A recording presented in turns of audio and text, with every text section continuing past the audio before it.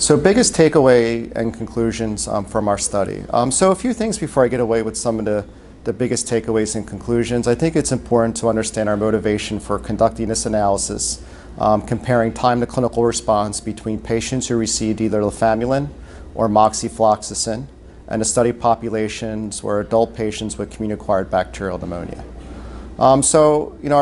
Currently, if you look at the FDA guidance for the approval of drugs for patients with community-acquired bacterial pneumonia, what they do is they look at early clinical response at hour 96 plus or minus 24 hours.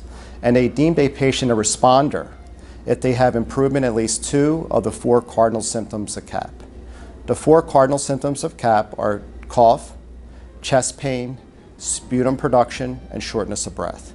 So really, when we think about this definition, while I think it's informative, it really doesn't tell you the entire picture of how a patient is faring on a given drug. So we think clinically what we're interested in is not only time to improvement of symptoms, but also time to achievement of clinical stability. And what we mean by clinical stability is, has the patient's white blood cell count normalized? Are they afebrile? Are they no longer hypotensive?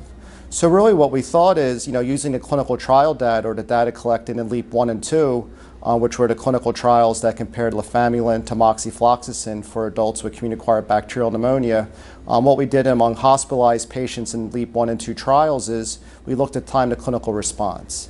And the way we defined a clinical responder is a patient who both had improvement of symptoms, 2 of the 4 cardinal symptoms of CAP, as well as they achieved clinical stability.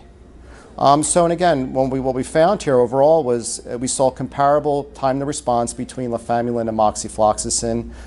It was 4 days within each group, and over 95% of patients achieved a clinical response between start of therapy and end of treatment. So really, when we think about treatment of community-acquired bacterial pneumonia, we kind of think about the fluoroquinolones providing best maximal response. It's really hard to find a drug that's going to produce better efficacy among patients with community-acquired bacterial pneumonia. And what we were able to find in this comparison is moxifloxacin was associated with a similar time to clinical response, including both clinical stability and symptom resolution. So really, we think about getting at the top of the dose response curve with the fluoroquinolones, we saw something very comparable with lefamulin.